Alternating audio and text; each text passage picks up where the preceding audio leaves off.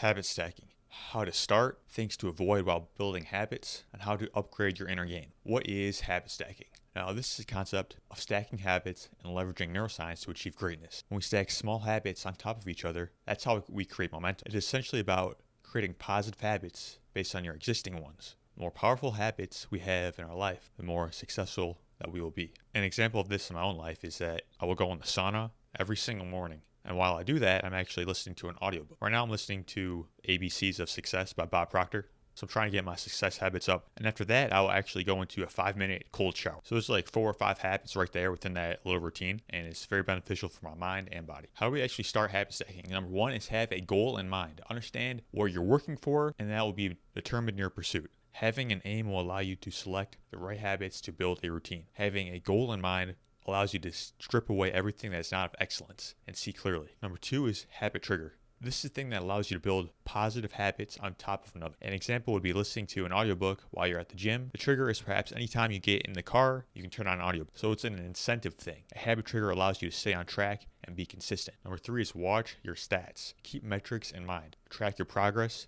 to see what is working and what isn't. This will allow you to make progress faster. The more aware of where you are, the easier it will be to go where you want to go. Perhaps journaling this out will actually help. What do we want to avoid when we're trying to build habits? Number 1 is distractions. Do your best to minimize distractions. You can't necessarily eliminate all of them, but you can do what you can. These consist of inner and outer.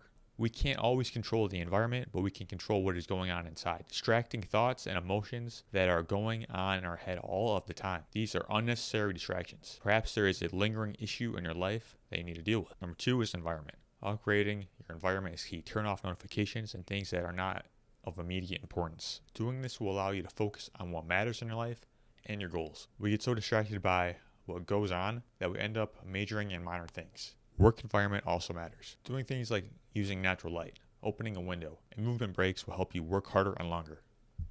Number 3, procrastination. This is the kiss of death to your dreams. It's important to build the habit of saying what you mean and meaning what you say. Doing things with the speed of execution really matters. Some things that could help are having a clear why of doing what you're doing. Fear often leads to procrastination. Taking action leads to peace of mind. How do we upgrade our inner game? Number 1 is breath work. Being able to stay calm under pressure is very important. As an entrepreneur, you'll have to make a lot of decisions and make a nervous system that is adept to pressure. Breath work can literally wire your nervous system to do this easier. Listening to your body for when you need deeper breaths can be very beneficial. Also, having a formal practice such as box breathing can help. This is simply 4 count in, 4 count hold, 4 count out, 4 count hold, and you can do this for a few minutes. Very beneficial.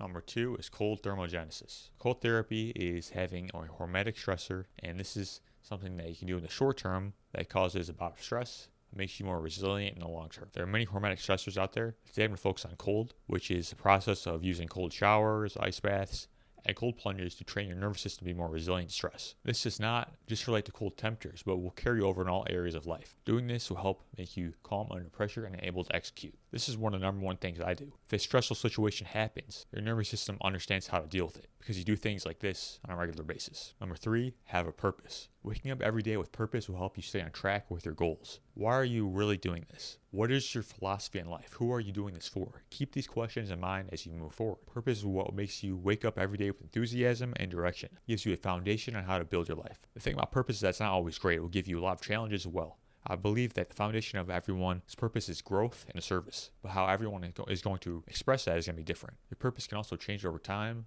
but not the foundation. I used to believe that it had to be tied with career, but not necessarily. Like, it's not the only thing, right? An all-encompassing life and how to optimize it is key. Perhaps now you just want to be focusing on the best parent you can be, right? Maybe in a few years later, it'll be something else. But ultimately, having a higher purpose in mind and keeping that at heart is very important. This will help you move with ease and clarity. All right, everyone. Thank you for tuning into the show. For more, you can head over to anthonygastella.com for articles, coaching, and other free resources. Also, if you can, leave a review for the show, let people know what you think, and I would appreciate that so much. Support the mission of freedom. Thanks for being on this mission with me, and I promise to give you more powerful, empowering, great content to help transform your life. Thanks for tuning in.